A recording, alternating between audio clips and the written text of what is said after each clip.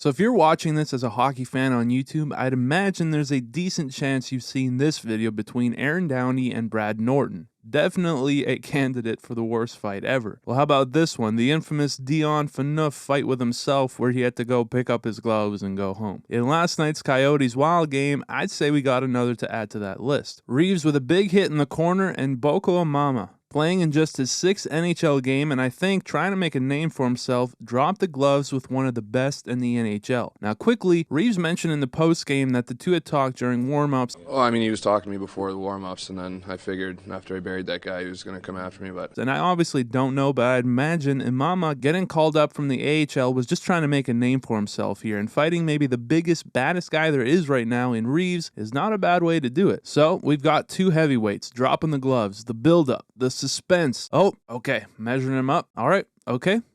Oh. All right, staring contest. Here we go. No, okay. Oh, little slap fest here. Okay, all right. We'll try that again. Oh, come here. Oh, and Imama swinging for the bleachers, and well, there you have it, folks. That's it. Now again, this could just be me reading into it too much, but just based on the stories you hear from guys like Biz, who explain that he basically realized at some point that enforcing was going to be the way that he got to play more at the NHL level, it kind of makes sense to me that Imama was pushing for it and Reaves obliged, and I think he kind of did him a solid, both in taking the fight, but also realizing earlier that this wasn't really going anywhere, because right here, Imama left himself wide open, and Reaves definitely could have got him good here. And then again here, that's a swing for the fences that if you miss, you're likely to get one coming right back at you.